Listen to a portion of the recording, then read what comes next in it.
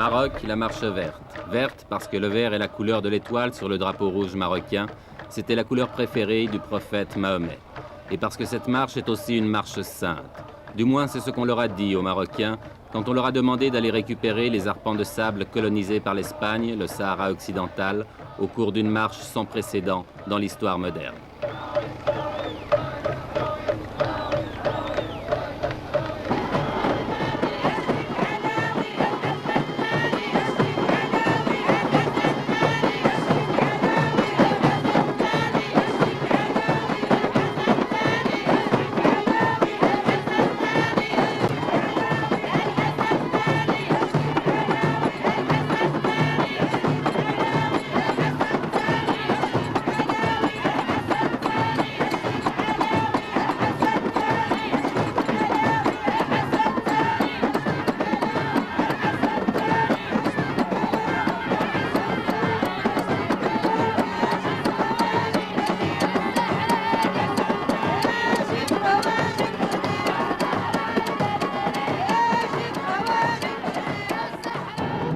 Un homme a eu l'idée de cette marche, à moins que quelqu'un la lui ait suggérée, une idée politiquement géniale, même si on peut la critiquer, et cet homme, le voici, il a 46 ans, c'est le roi du Maroc, Hassan II.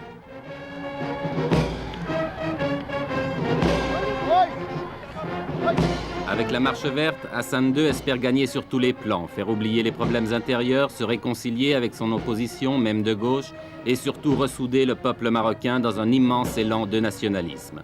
On dit qu'il joue sa couronne dans cette opération et c'est vrai qu'elle n'est pas sans risque. La tension dans cette région du Maghreb est montée dangereusement et justement, le secrétaire général des Nations Unies, M. Kurt Waldheim, était venu ce jour-là pour en discuter avec le roi.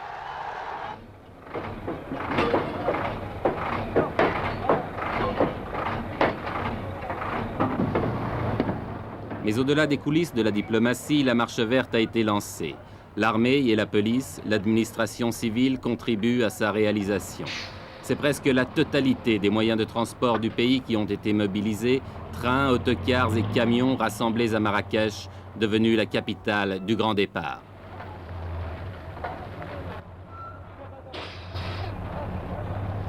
Pourtant, on ne peut s'empêcher de penser que c'est aussi la marche des gueux. La marche des paysans pauvres et illettrés, des chômeurs, des petites gens, de toute cette masse humaine qui obéit docilement à tous les mots d'ordre qui viennent d'en haut.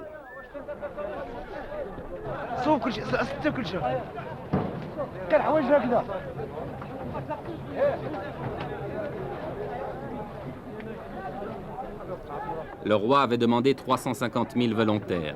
Ils ont été presque le double à s'inscrire. Pour beaucoup, c'était l'occasion de faire pour la première fois de leur vie un grand voyage ou de voir la mer, bref, presque des vacances offertes et organisées par Sa Majesté.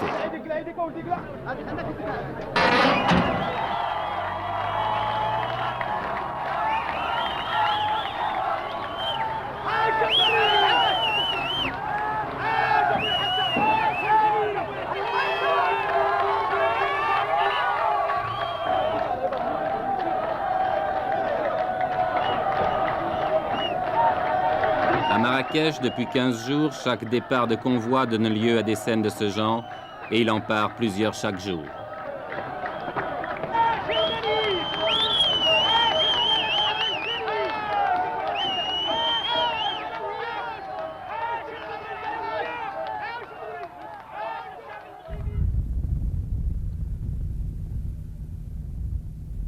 Ils sont partis de toutes les régions du pays, de toutes les provinces. Ceux qui venaient du nord ont parcouru plus de 2000 kilomètres, entassés par paquets de 50 sur chaque camion.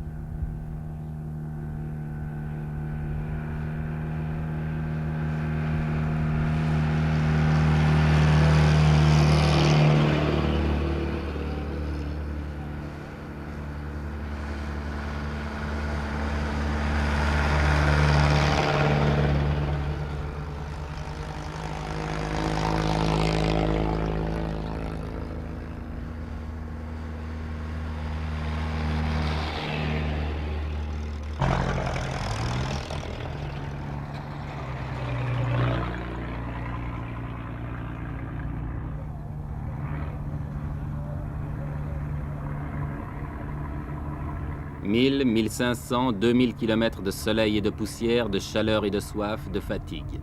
Mais tout a été prévu, sans doute depuis plusieurs mois, malgré le caractère spontané que le Maroc a voulu donner à cette manifestation.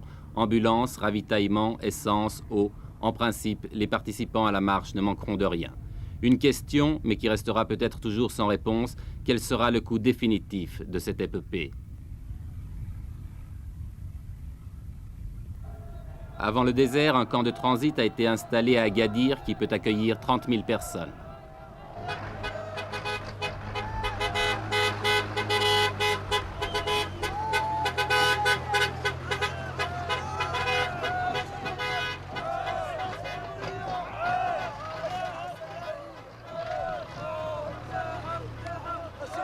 Vous venez d'où? De la province de Taza. C'est à combien de kilomètres d'ici? D'ici à peu près dans les 700 km. 700 à 800. Il y a combien de personnes qui sont venues de cette province? 10 000 personnes. 10 000. 10 000 personnes. Et maintenant, vous allez partir où? On va y aller, Inch'Allah, au Sahara. Au Sahara? Au Sahara. Jusqu'à Terfaya? On dépasse, Inch'Allah, le Terfaya. Vous allez passer la frontière aussi? Après le discours de Sa Majesté, on va, Inch'Allah, jusqu'à la capitale, Laayoune. Vous allez traverser à Laayoune? Oui. Sahara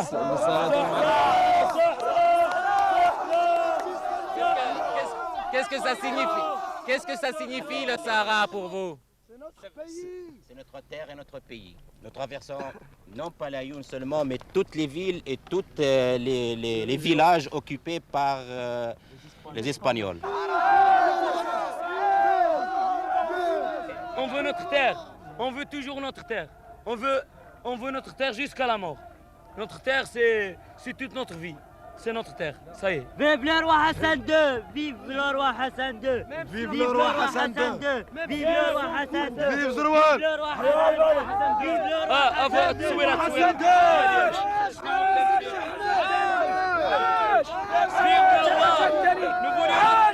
عاش الملك! عاش الملك! عاش الملك! الجهاد الجهاد اصبر يا تخوي البلاد الجهاد الجهاد اصبر يا تخوي البلاد الجهاد الجهاد اصبر يا تخوي البلاد الجهاد الجهاد اصبر يا تخوي البلاد الجهاد الجهاد اصبر يا تخوي البلاد الجهاد الجهاد. Cela fait plus de 2 semaines maintenant que les premiers convois ont pris la route du sud. Plus de 2 semaines de délire qui confine au fanatisme. Plus de 2 semaines que le Maroc vit dans la fièvre. Tout cela pour quelques milliers de tonnes de phosphate, vous demanderez-vous? Non, pas seulement. Tout cela aussi, du moins aux yeux du peuple, au nom du roi et de Dieu, si Dieu le veut, Inch'Allah.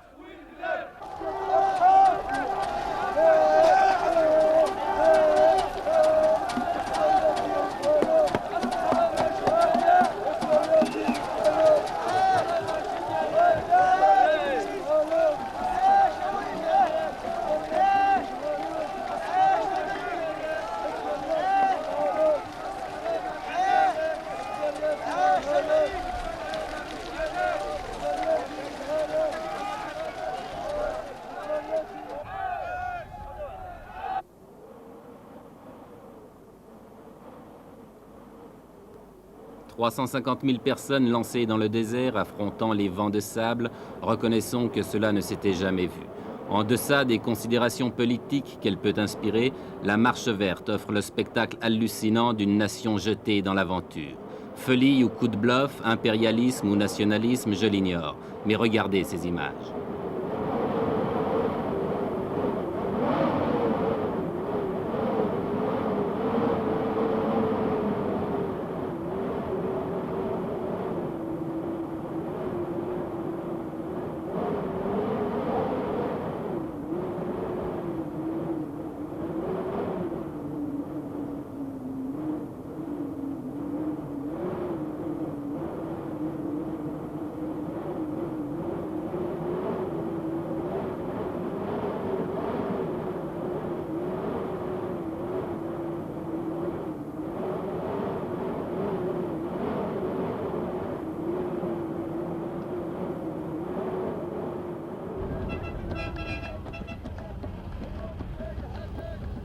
350 000 personnes dans le désert, cela signifie 10 000. Oui, vous avez bien compris, 10 000 camions. En une journée, ce sont 5 convois comme celui-ci que nous avons rencontré sur la route. Par mesure de sécurité et pour éviter un trop grand désordre, tous les arrêts s'effectuent en dehors des localités.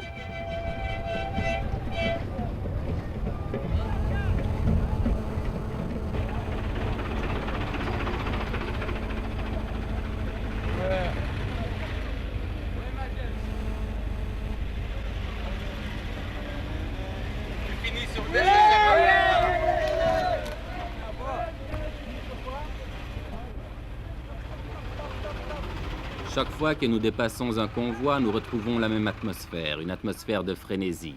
Et chaque fois aussi que nous interrogeons les gens, ils nous font les mêmes réponses. Écoutez. Jusqu'où vous allez? Sahara. Pourquoi vous ne laissez pas le peuple sahraoui s'autodéterminer, choisir lui-même? Parce que le peuple sahraoui est sous la domination du roi. Eh ben, comme vous dites, c'est... Sahara, c'est à nous. Non. Pour être juste, les Sahara nous ont assaillis. Et les Sahraouis, ce sont des Marocains pour vous? Oui, c'est ça.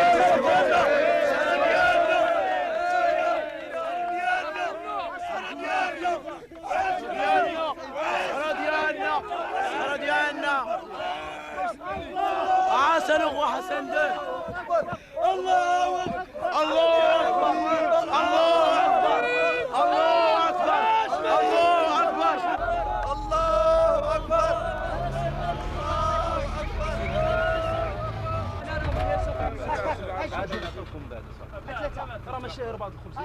Tout le long du voyage, les vivres sont assurés. On distribue les miches de pain à la lancée, mais en proportion calculée, un pain pour 4 hommes.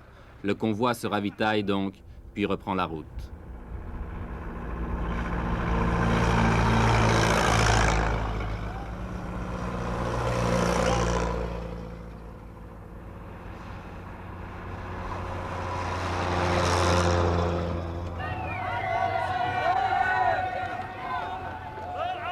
Oui, tout le Maroc vit à l'heure de la marche verte. Oui, c'est devenu une épopée nationale. Chaque traversée de ville en témoigne.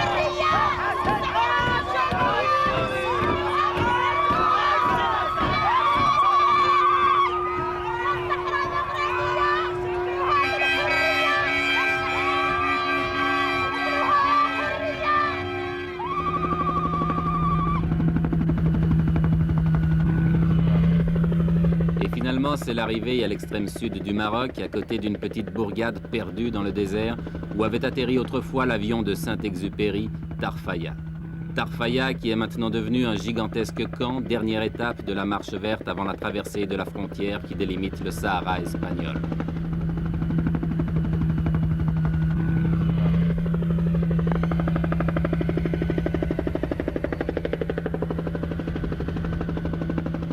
Dans ces alignements de tentes et de camions, on s'est installé province par province. Et l'ambiance de ce campement le fait ressembler à un Woodstock du désert.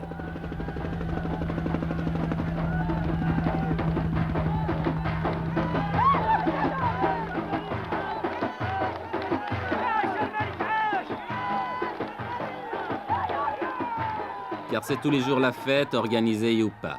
Ici, c'est la fête parce que le Khaïd, le maire de Tarfaya, est venu rendre visite à ses innombrables voisins.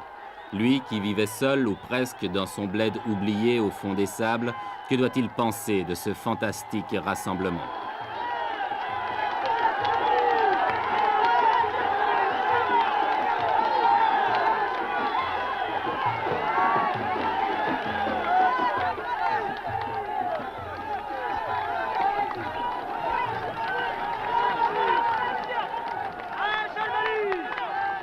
Avec une prodigieuse capacité d'adaptation, la foule s'est installée rapidement. On a nettoyé le sol des cailloux pour en faire des clôtures, on a dressé des tentes de fortune, et il ne reste plus qu'à tuer le temps en attendant l'ordre du roi pour se remettre en marche vers les terres spoliées.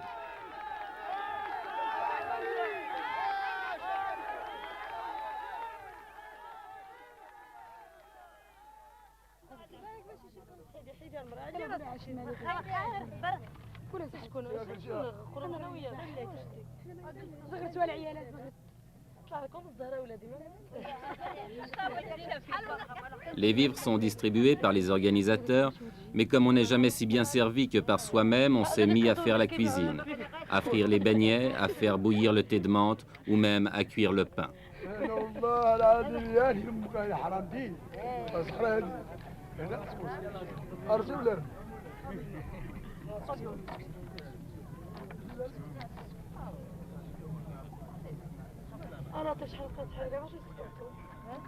Ici et là, les 1001 petites occupations de la vie quotidienne.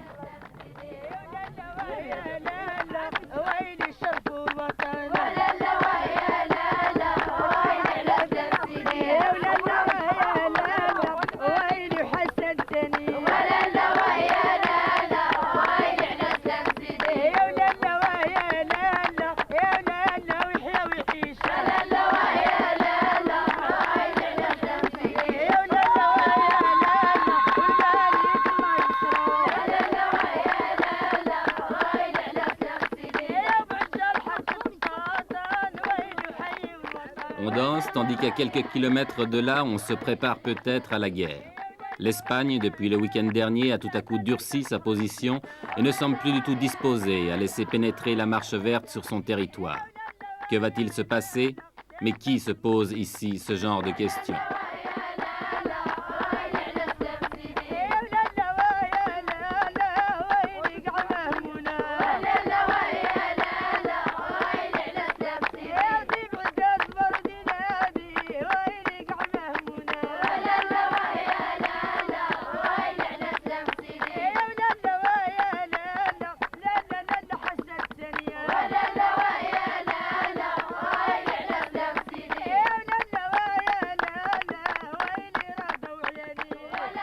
La marche verte n'a pas encore franchi la frontière, mais on ne voit pas comment elle pourrait maintenant s'arrêter, car ce qui est sûr, c'est qu'elle a dépassé le point de non-retour.